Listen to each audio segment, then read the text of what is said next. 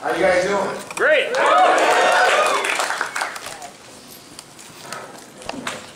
Short quarter over here. Alright, we will definitely be doing some Q&A stuff, and I know we could do a panel on probably each one of this man's films.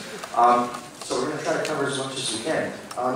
But let's start at the beginning, if you will. Tell us a little bit about what it was like when growing up as a monster kid. Those films that really got you hooked on the ideas of sci-fi and monsters and all that good stuff. I grew up in the 1950s, and there was a wave of science fiction movies happening then.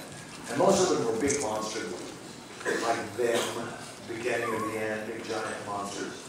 And we didn't have a youth culture, per se, back then. We had a little rock and roll.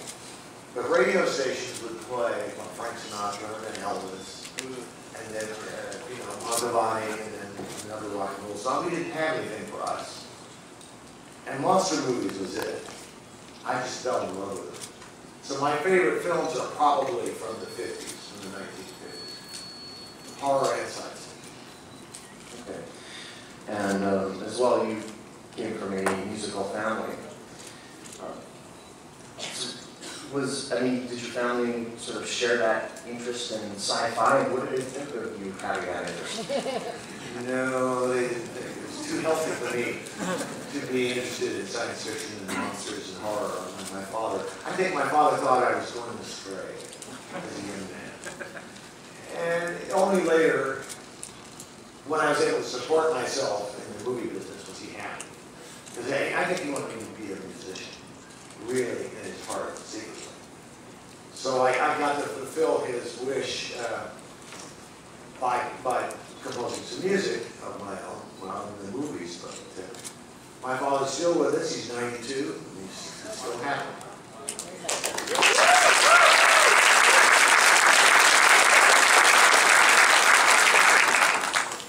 So what is his take on your films, especially since you are putting so much of your own music into them? I'll never ask. We don't want to talk about what my father thinks of my movies.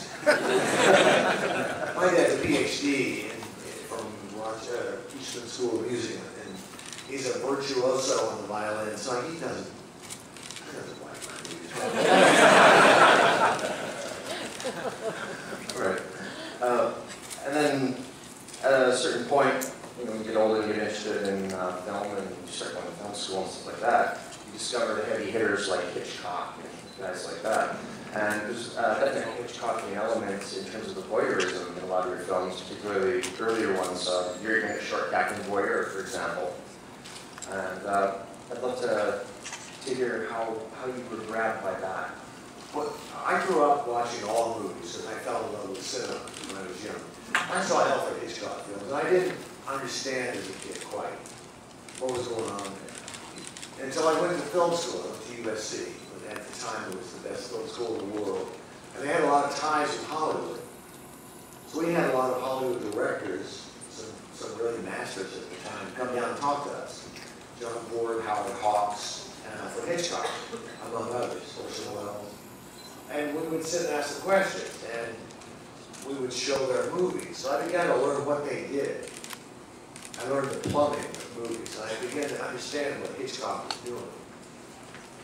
And then I revisited many of these films that I had seen as a kid, and I realized, there's a lot of thematic material going on here that I really wasn't as aware of when I was a kid. So if you're going to do anything with suspense or a thriller, Hitchcock should die. You got to study what he's done. And you can break these rules, but his rules will guide you to the audience projecting into the screen and projecting onto the characters. That's what you need as an identification process, especially in the thriller. Because the audience has to be with a character in the movie. And he did that in a very, very